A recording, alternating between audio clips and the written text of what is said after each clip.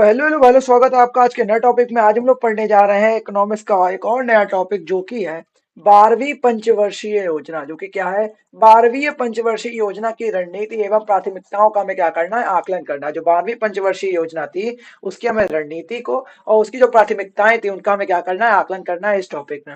बहुत ही ज्यादा important topic है, इकोनॉमिक्स के इंपॉर्टेंट टॉपिकों में से एक है, जो इस साल जो है आने की संभावना ज्यादा है।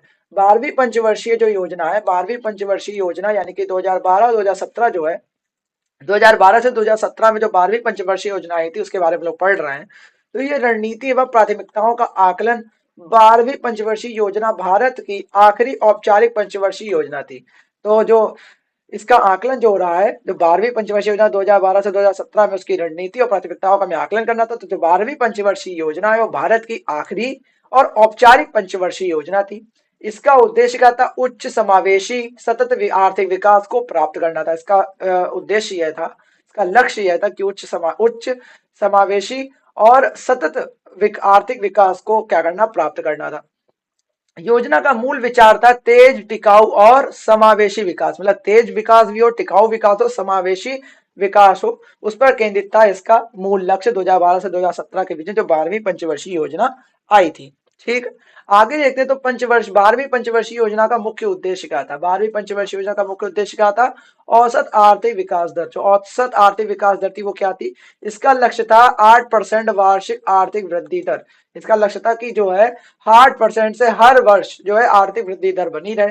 और ध्यान किस पे था? कृषि, उद्योग और सेवा क्षेत्र में संतुलित विकास हो, इस पर इसका क्या था, ध्यान केंद्रित था। समावेशिता यानी कि इंक्लूसिवनेस जो थी वो क्या था? गरीबी उन्मूलन और रोजगार सृजन में ध्यान देना। और हाशिए हाशिए पर जो खड़े वर्ग हैं, वर्गों को क्या करना, सशक्तिकरण करना। जो हाशिए पर जो खड़े वर्ग हैं उन पर क्या करना, सशक्तिकरण करना, इंपावरमेंट उनकी करना। सतत विकास यानी कि सस्टेनेबिलिटी, पर्यावरणीय संरक्षण और स्वच्छ ऊर्जा और प्राकृतिक संसाधनों का कुशल उपयोग पर जोर, यह इसका सतत विकास का सबसे बड़ा लक्ष्य था, उद्देश्य था। आधारभूत ढांचे का विकास करना, सड़क, परिवहन, जल आपूर्ति, ऊर्जा में निवेश, इसमें क्या करना, आधारभूत ढांचा उसमें विकास करना। मानव विकास पर ध्यान देना, तो शिक्षा और स्वास्थ्य में क्या करना, सुधार करना, इसका मुख्य उद्देश्य था।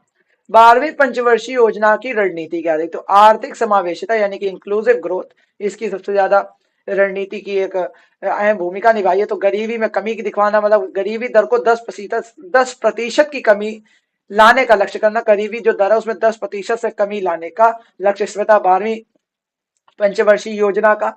आय असमानता को कम करना, ग्रामीण और शहरी क्षेत्रों में के बीच जो आय के बीच में अंतर है उसको पाटने का प्रयास करना, उसको कम करने का प्रयास करना, उसको मतलब समाप्त करने का प्रयास करना। समाज के जो कमजोर वर्गों पर ज्यादा ध्यान देना, अनुसूचित जाति, जनजाति, महिलाओं, सॉरी, और अनुसूचित जाति, जनजाति, महिलाओं और अल्पसंख्यकों को क्या करना, अधिक अवसर देना। अनुसूचित जाति हो गई, जनजाति हो गई, जो महिलाएं हो गई, और जो अल्पसंख्यक होगा उनको क्या करना, अधिक अवसर प्रदान करना या देना।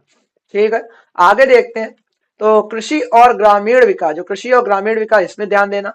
तो कृषि क्षेत्र की जो वृद्धि होती है, जो कृषि क्षेत्र की वृद्धि होती है वो होती है कृषि उत्पादन में 4% वार्षिक वृद्धि।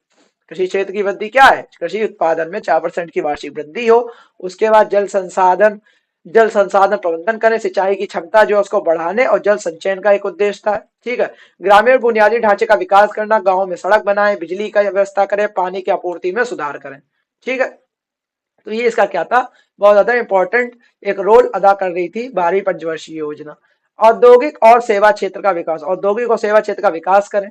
औद्योगिक उत्पादन करें यानी विनिर्माण क्षेत्र का जीडीपी में योगदान बढ़ाना। जो विनिर्माण क्षेत्र है उनका जीडीपी यानी सकल घरेलू उत्पाद में योगदान बढ़ाना।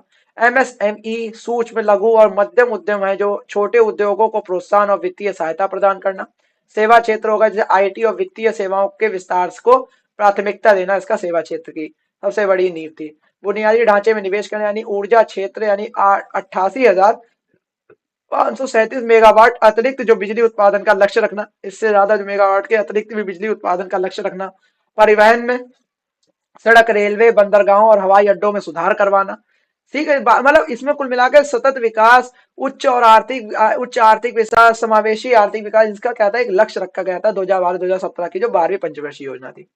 शहरीकरण पे ध्यान देना, स्मार्ट सिटी योजनाएं हो गई उन पे आधार तैयार करना, मानव विकास और सामाजिक सुधार देखना, जैसे शिक्षा और स्वास्थ्य को देखेंगे तो सभी के लिए गुणवत्ता शिक्षा सुनिश्चित करना, उच्च शिक्षा में नामांकन दर बढ़ाना।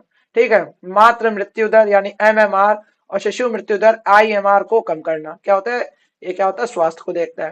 सार्वभौमिक स्वास्थ्य सेवा की ओर क्या बनाना, बढ़ाना, कदम बढ़ाना। सार्वभौमिक स्वास्थ्य सेवा उसकी ओर क्या बढ़ाना, कदम बढ़ाना। पर्यावरणीय स्थिरता और जलवायु, जो पर्यावरणीय स्थिरता और जलवायु होती है तो वो क्या है, ग्रीन ग्रोथ हरित विकास। ग्रीन ग्रोथ हरित विकास, नवीकरणीय ऊर्जा स्रोतों को प्रोत्साहित करना, जो नवीकरणीय ऊर्जा स्रोतों को क्या करना, प्रोत्साहित करना। और वन क्षेत्र बढ़ाना, जो वन के क्षेत्र उनको भी बढ़ाना बहुत ज्यादा इसमें इंपॉर्टेंट है। वनों का क्षेत्रफल जो जीडीपी का 33% करने का लक्ष्य था, जो वनों के क्षेत्रफल जो जीडीपी का क्या था, 33% करने का एक लक्ष्य इसमें लिया गया था। प्राथमिकताओं, प्राथमिकताएं और प्रमुख क्षेत्र क्या कहते हैं, प्राथमिकता और प्रमुख क्षेत्र इसमें कौन कौन से थे, गरीबी उन्मूलन, राष्ट्रीय स्तर पर गरीबी में 10% की कमी लानी थी। रोजगार सृजन की ओर देखना था, जो गैर कृषि क्षेत्र में 50 मिलियन नौकरियां हम लोग को निकालनी है। और शिक्षा और कौशल विकास, मतलब युवाओं के कौशल उन्नयन के लिए विशेष कार्यक्रम चलाए गए थे। ठीक है, इसके कौशल विकास योजनाएं चलाई गई थी।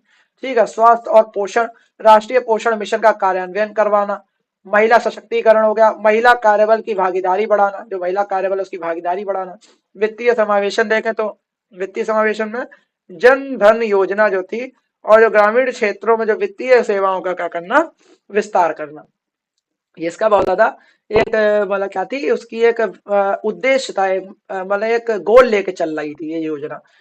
12वीं पंचवर्षीय योजना की उपलब्धियां क्या क्या रही हैं, सतत विकास में योगदान दिया है, गरीबी में कमी दिखाई है, कृषि क्षेत्र में सुधार करने और ऊर्जा उत्पादन में भी योगदान दिया है। नवीकरणीय ऊर्जा और पर्यावरणीय संरक्षण में प्रगति हुई है, गरीबी रेखा के जो नीचे रहने वाले लोगों की संख्या में कमी आई है, खाद्यान्न उत्पादन में वृद्धि हुई है, और उत्पादन ऊर्जा उत्पादन में बिजली उत्पादन के लक्ष्यों को आंशिक रूप से पूरा किया है, ठीक किया गया है। उसी का वैसे देख रहे हैं कि 12वीं पंचवर्षीय योजनाओं में कमियां क्या क्या रही हैं, कमियां क्या क्या रही भाई देख लो। विकास दर में गिरावट आई है, आय असमानता वैसी रही है, बुनियादी ढांचे में देरी रही है, और पर्यावरणीय क्षति हुई है।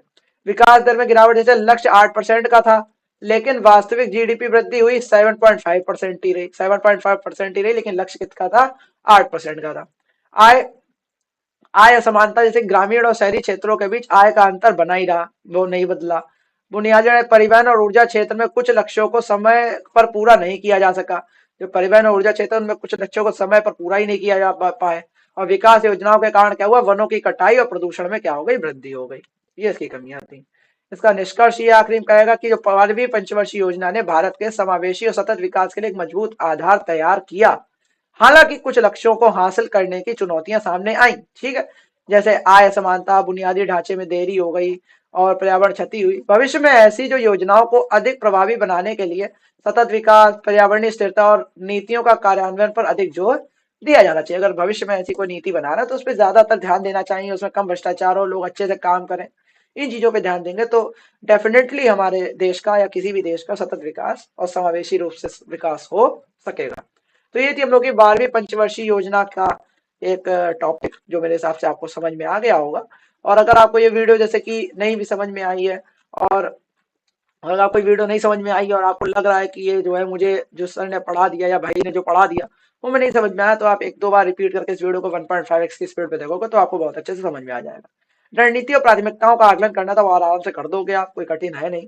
ठीक है, और ऐसी वीडियोस आते रहेंगे फटाफट इकोनॉमिक्स के। तब तक ले जय हिंद, जय भारत।